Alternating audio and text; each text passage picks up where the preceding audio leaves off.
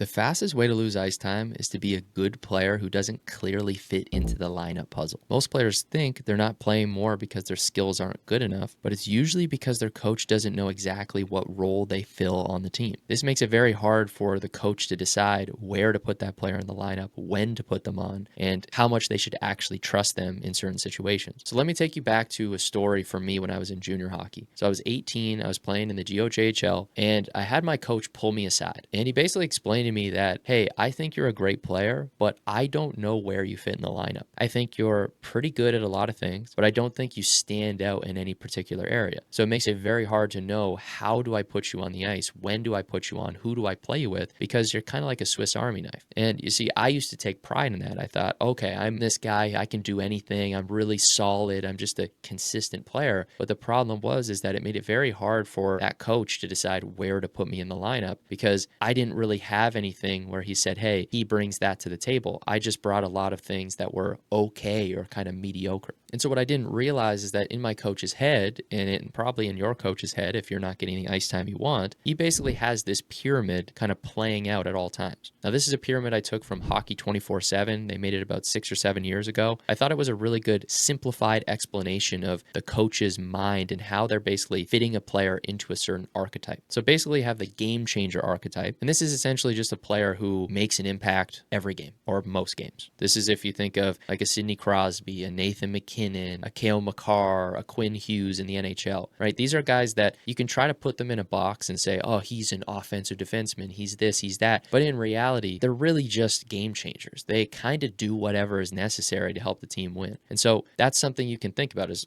are you a game changer? If you're not, there's a whole approach you want to take here, but we're not going to get too much in depth with that specifically. We're going to talk more about which archetype you are, and then which archetype styles you need to learn how to play in order to be able to move up the lineup and maneuver throughout. And so breaking this down a bit more, so you have the shooter sniper, you have the playmaker. These are kind of that second tier general box that coaches are putting you in. Then you kind of have this place where I deviate a bit from this chart, which is the all-round player. I'd like to think of this area as there's a whole bunch of different styles and archetypes that fit into here. So you can think of this as, you might have more of like a two-way player. You might have like the guy who runs the power play. You might have like a power forward here, a simple reliable player, a grinder, right? Like you may fit some of these into that bucket. But then as you can see in this chart from Hockey 24/7, they kind of put grinder as this kind of bottom tier. It's debatable how I would approach this, but I just like to think of it as everything under the top three is basically a whole bunch of different kind of archetypes that you need to figure out how to kind of enter into the lineup through a lot of these styles, right? As you move up from minor to junior, junior to college, college to pro, the ability to play a style in there and then eventually earn your way up into one of these kind of top three tiers is the direction most players have to go if you're not like a superstar player. This is important because if you're watching this, you're probably not Austin Matthews, Connor McDavid, right? Because even the Nugent Hopkins of the world, they still had to play roles. They still have to play roles now. They're not superstar guys, even though they were top picks, right? You get drafted number one into the NHL, you would think, well, that guy's probably going to get to be a superstar. No, they don't always get to be. A lot of times they have to understand how to maneuver through the lineup and not end up being what we call a lost puppy,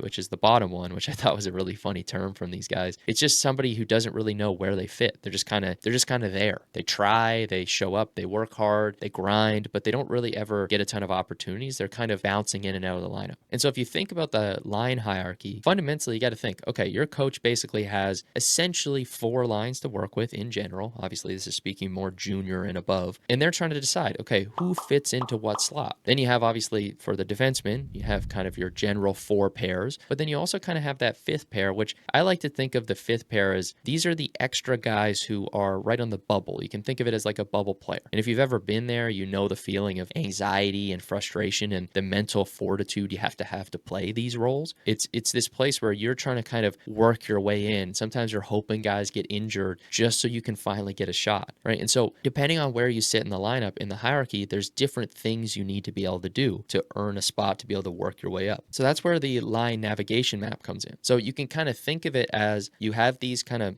5 general pairs or lines that you're kind of potentially put into. And for each of them, if you go to kind of this middle section, you have kind of your top 4 to 6. So these are generally more offensive. And then you have your kind of bottom 4 to 6, which are generally more defensive, depending on the coach and how they approach the game. And then you have your scratches, who you're just trying to get in the lineup, but generally you have to be defensive first, less risky, and then earn your way in. If we go furthest to the right side, this is where you get into the kind of top 2 defenseman pair or top line on the team. So these are generally the players who have a bigger leash with the coach. You can take more risks, you can play more offensive, and it's very, very important to realize when you get into this role, you typically get to play a very different archetype than you do if you're in the kind of bottom 2 to 3, right? If you're in the bottom pair or bottom line, you're going to be much more safer. You're going to be in this position of not really taking a lot of risks, because if you do, there's somebody else who's being scratched right now who's going to get to jump into the lineup and probably take your spot. So you have to be safer, you have to earn it, and then you have to slowly present yourself to the coach by doing extra work and expanding the label he has for you. You have to expand it through showing skills in different ways, by talking to them, by working with your coach, communicating, hey, I want to earn different opportunities, but it takes time to do that. Now, the place where a lot of players get mixed up and struggle as well is kind of this middle 4 to 6 role, right? This is that area where you sometimes have to be offensive, sometimes defensive, and you have to kind of find a way to almost be like a two-way player generally in this area. Because if you're in this middle 6 or middle 4, if you're a defenseman, you can't necessarily be all high risk or all safety all the time, because your coach is constantly thinking, like, if you kind of teeter on that edge of, if you're having a good game, you may even slip into that top pair or top line and get more opportunity, get extra power play time. All that stuff starts to come into play, right? And so as you start to think about this, this is how you navigate your lineup. This is how you start to move up and down the lineup if you're executing well, if you're not, if you're doing things that are more in alignment with what your coach wants. So the key with this navigation chart is not to think of this as this is how every coach approaches it. This is just the general idea, the structure of how coaches are going to approach it overall. Each coach is going to have their different perspective of how they kind of treat the top line versus the middle versus the bottom lines versus the scratches. They're going to have different approaches, so you can apply what they say to this. You can put that label. So maybe you have a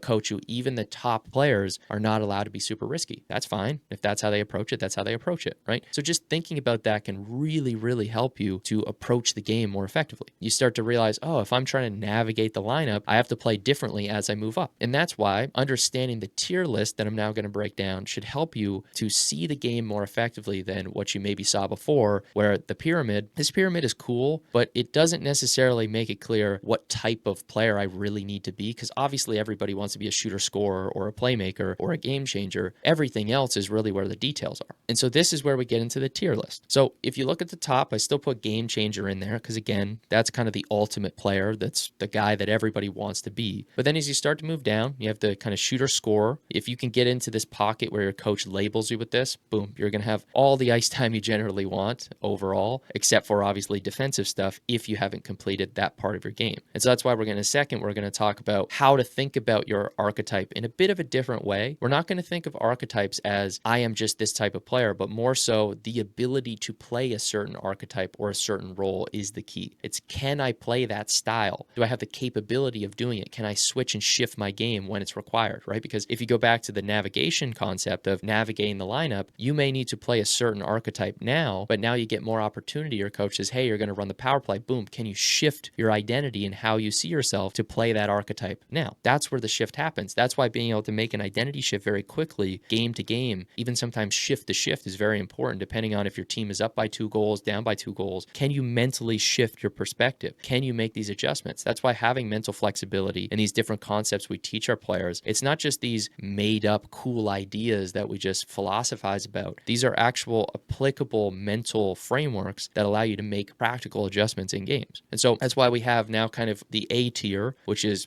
generally where you're trying to get to. And then ideally you become a game changer who maybe has the ability to play both score goals and set plays up, do whatever's required. But a game changer can also go out and drive the transition in zone entries. They can play 2 ways. They can be a power play runner and run the PP from the top, the bottom, the flanks, or you have a power forward who's really good at net front, like a kind of like a Kachuk style. Can you shift into those roles? That's a game changer, can kind of adapt and shape shift into anything that they need to shape into, right? And so with that in mind, you can think, okay, you get to that B tier, which I just broke down. Then you have the C tier, which is, think of like a Brad Marchand or maybe like a Tom Wilson for agitator or pest, right? You have penalty killer specialists. You have defensive shutdown roles. You have power play support guys who they're not quite as valuable to most coaches, but if that's what your team needs, boom, it jumps up into that kind of like A tier, because now your team needs a power play support guy like maybe a Braden Point used to be. But Braden Point kind of became a power play runner a little bit more now, but he used to be just more of like a basic bumper guy. So then when we move from C to D, now we get into the more simple, reliable, physical energy guys. These are the forecheckers, or if you're a defenseman, this is being more of a like a disruptor. You shut down the play, you interrupt plays, make it harder for the other team, right? And then you get into that kind of E tier, which is the grinder. You're just out there doing your thing, like trying your best, but probably not a huge impact guy, which is fine, right? Like you can be in this place. A lot of guys in professional get stuck in this place. The ability to move up is, can I be that simple, reliable guy my coach trusts? Can I be a physical energy forechecker? Can I be an agitator? Can I be a PK specialist? Can I shut down guys? Can I be a power play supporter, right? See how you can start to navigate up the lineup through understanding what label your coach is applying. And then off to the right, you can see Lost Puppy. This is the worst. This is the F tier, where you don't know where you fit at all. Grinders are at least like pushing the pace in practice. They're grinding away. They're at least an energy guy to some extent. But Lost Puppies are just guys who are like, I don't know, I'm sad, I'm anxious, and I'm just sad in the back, right? And you don't want to be that guy, but I have been that guy before, and it sucks. And coaches often hate having those guys on the team because they kind of pull the energy and morale down. So if you're stuck in that stage, you got to work on the mental game so that you can at least move up into the D tier and be an energy guy, a good guy in the locker room, somebody who people want to be around, somebody who can maybe hit, fight, just bring something to the game, something to the team. You got to contribute in some way. But Lost Puppies actually kind of pull away and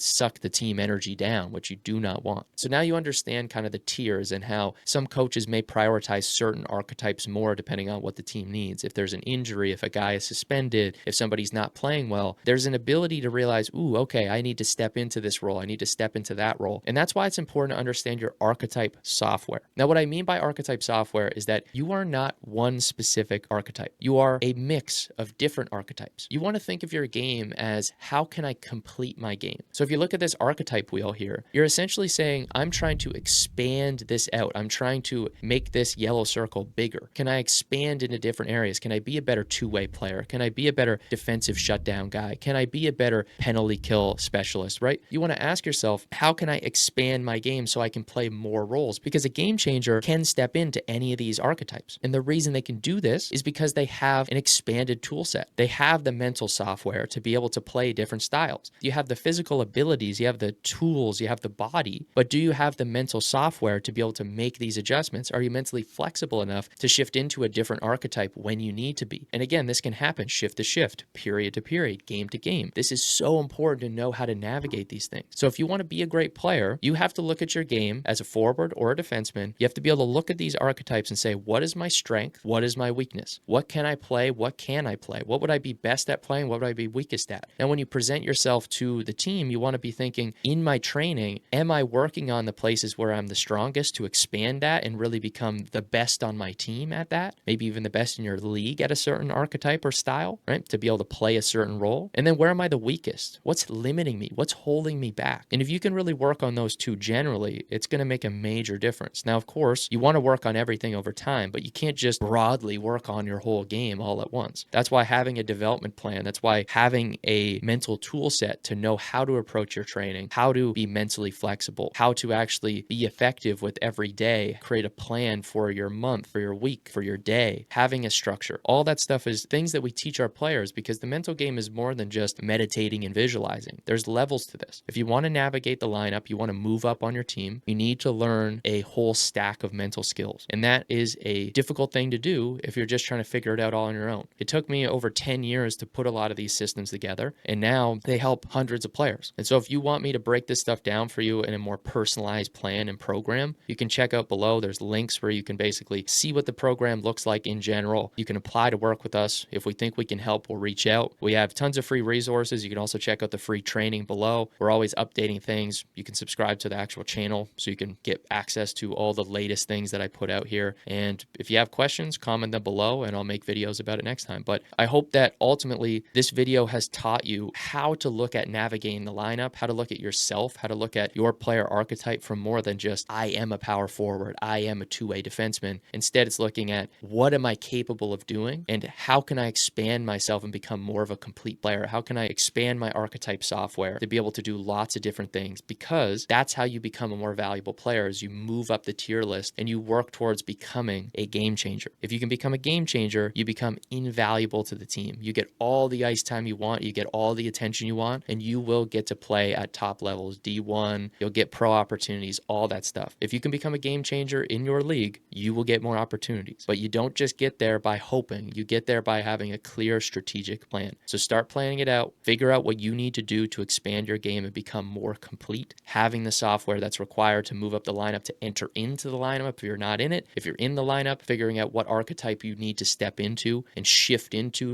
your identity into that, and watch how your ice time takes off. Watch how all the opportunities you've always wanted take off, your point production takes off. It all comes together because you will be guiding your preparation both mentally through mental reps like visualization and physical reps, what you're doing on the ice, off the ice. It's all going to be guided by a clear vision and a path forward. So I hope you enjoyed this video. If you liked it, like it so I actually know. Share it with somebody you think it could help, and I will talk to you soon. Have a great day.